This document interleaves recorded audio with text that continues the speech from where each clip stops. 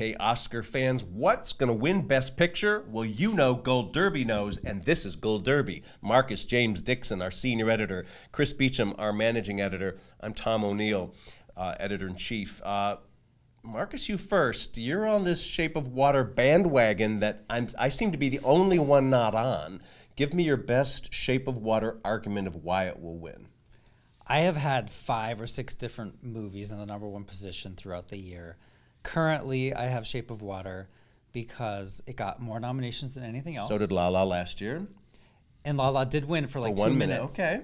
But the movie with the most nominations has not been winning recently. Moonlight didn't have the most nominations. You know, Spotlight didn't, etc. It has a lot of the precursors that you need, like the DGA, the WGA. I am worried about SAG Ensemble. It did not get in there, which we learned last year is really, really telling because La La Land won every single precursor except it missed out there, and we didn't pay attention to that. And now, once again, I am not paying attention to that stat. I'm just going with Shape of Water because I am following the bandwagon. Chris, Shape of Water also doesn't have indie spirits. Indie spirits, yes, it's missing that, but every movie's missing something. And it concerns me more that Martin could not get in for directing at the Oscars. It's critical. But Chris, we're seeing such a disconnect these days between picture and director because we have 2 different voting systems. I realize, but Barry was nominated last year for directing. Tom McCarthy was nominated the year before. We haven't seen this since Ben Affleck. Let's pretend Martin McDonagh is nominated for director. You would still say Shape of Water, and so would you, right? I think I'd be going with Three Billboards. I really think so. If McDonagh was nominated for director, what would you do? Wow. The thing is, he's not. But the point is that this is where our awardsology is so important, and this kind of analysis that we do that some people think is ridiculous and some people think is the fate of the free world, and that is, it doesn't. The rules are changing so much at the Oscars in these top races, and we keep getting surprised. Mm-hmm. So why do we have to? Why is that the one rule we have to take so seriously? In other words, are you just personally vested in Shape of Water, or do you really think that sinks it? There were so many I loved this year. I mean, I think Lady Bird might have been my favorite, and I don't have it right now predicted to win anything at the Oscars, although it could win for screenplay. It could win for Laurie. It could win for, I could see Greta making a comeback there, and the climate that we're in, celebrating women and so forth. So, no, I look at statistics, but I think we need to see what happens at DGA this weekend. When Ben Affleck took DGA, we knew that the snub was sort of a kind of mistake at the Oscars. That was Ben Affleck. This was his Hollywood. This is Martin McDonagh, guy from the British. No, I don't expect Martin McDonagh to win this playwright. I want to see what happens at BAFTA. Right. That's got some similar voters across those 2 groups. BAFTA's killed me the last couple of years. There's also a backlash brewing against Three Billboards. That's true. Which I don't personally agree with, but a lot of people do. And you know what happened with La La Land last year is this huge backlash took over.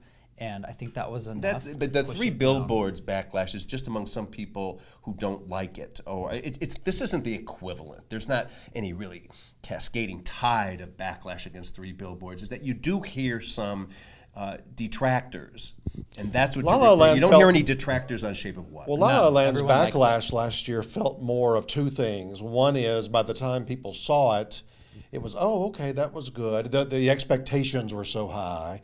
And then secondly, if you were looking for an alternative, if it wasn't your favorite movie of the year, the Moonlight people were glad to remind you that they were available as another option. Here, though, we got so many good options that it's harder, I think, to predict. I'll give you one little interesting fact, though. We got an article publishing, I think, tomorrow. It's the 50th anniversary of In the Heat of the Night winning. That was an upset. It was, but small town, small southern town, racial tensions, corrupt local police force. What movie does that remind you of this year? Mm-hmm.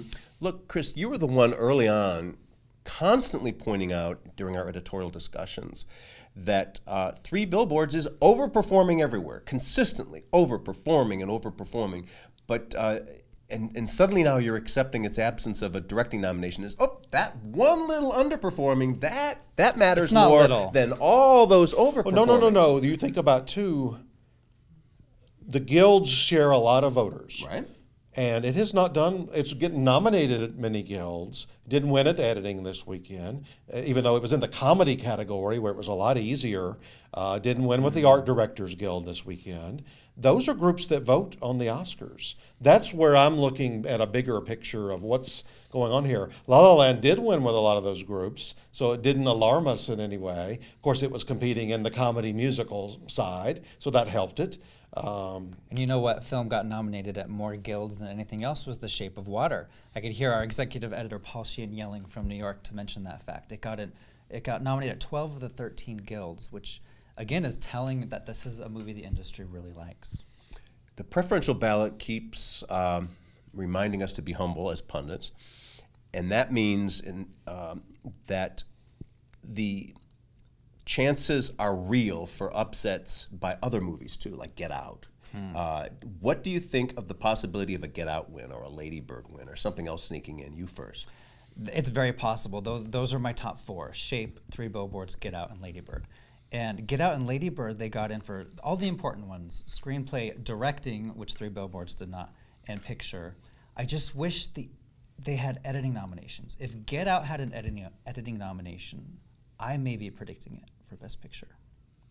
I agree with those four, but the one that we haven't talked about that I think still might rally here is Dunkirk. It's got all of the appropriate, You're right. and it might be, along with Shape, the overall winner leaders when we get to the end of that Sunday night at the Oscars. It's probably going to win editing. It's Sound. probably going to win, might win both sound categories. Right. Christopher Nolan's highly respected. If I were to see him upset this weekend, that might really make me boost that up in my predictions. I think I've got it in fifth, though. This is the year of female empowerment. That film has no females on the screen, so I think that really is going to hurt it when it comes time to vote. But you've got a photo gallery that we promote a lot on the war movies that have won at the Oscars over the years. That's a genre that they love. It's been a while since one prevailed. But Three Billboards has a female lead. The Shape of Water has a female lead. Lady Bird is directed and written by a woman. So I think that really helps, especially this year with the Me Too movement really taking over. That said, what do you think? Never mind what we think. Go to Gold Derby, make your predictions, and help us set the right odds.